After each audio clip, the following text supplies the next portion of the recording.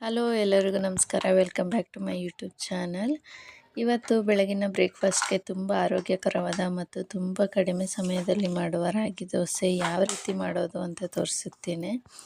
ತುಂಬ ಕ್ರಿಸ್ಪಿಯಾಗಿರುತ್ತೆ, ಇನ್ಸ್ಟೆಂಟಾಗಿ ಮಾಡ್ಕೋಬೋದು. ಮೊದಲನೇದಾಗಿ ಈ ರಾಗಿ ದೋಸೆ ಮಾಡ್ಕೊಳ್ಳೋಕ್ಕೆ ನಾವು ಸ್ವಲ್ಪ ರಾಗಿ ಹಿಟ್ಟನ್ನ ಕಲಿಸ್ಕೊಳ್ಳೋಣ. ರಾಗಿ ಹಿಟ್ಟನ್ನು ಕಲಿಸೋಕ್ಕೆ ಒಂದು ಪಾತ್ರೆಗೆ 2 ಕಪ್ ಆಗೋಷ್ಟು ರಾಗಿ ಹಿಟ್ಟು, ರಾಗಿ ಹಿಟ್ಟಿನ ಜೊತೆಗೆ ಅರ್ಧ ಕಪ್ ರವೆ ಸೇರಿಸ್ತಾ ಇದ್ದೀನಿ. ರವೆ ಹಾಕೋದ್ರಿಂದ ತುಂಬ ಕ್ರಿಸ್ಪಿಯಾಗಿ ಬರುತ್ತೆ. ರವೆ ಬದಲಾಗಿ ನೀವು ಗೋಧಿನೂ ಕೂಡ ಸೇರಿಸ್ಕೋಬೋದು. ಇವಾಗ ರಾಗಿ ಮತ್ತು ರವೆನ ಹಾಕಿದ್ದಾಯಿತು. ಇವಾಗ ಒಂದು ಸಣ್ಣಗೆ ಹೆಚ್ಚಿದ ಈರುಳ್ಳಿ, 2 ಮೆಣಸಿನ್ಕಾಯಿ, ಸ್ವಲ್ಪ ಕೊತ್ತಂಬರಿ ಸೊಪ್ಪು, ಸ್ವಲ್ಪ ಕರಿಬೇವಿನ ಸೊಪ್ಪು ಎಲ್ಲನೂ ಸಣ್ಣದಾಗಿ ಹಚ್ಚಿ ಸೇರಿಸಿದ್ದೀನಿ. ಮತ್ತು ಅರ್ಧ ಸ್ಪೂನ್ ಜೀರಿಗೆ, ರುಚಿಗೆ ತಕ್ಕಷ್ಟು ಉಪ್ಪನ್ನು ಸೇರಿಸಿ ಇವಾಗ ಇದಕ್ಕೆ ಸ್ವಲ್ಪನೇ ನೀರು ಹಾಕ್ಕೊಂಡು ದೋಸೆ ಹಿಟ್ಟಿನ ಹದಕ್ಕೆ ಕಲಿಸ್ಕೋಬೇಕು.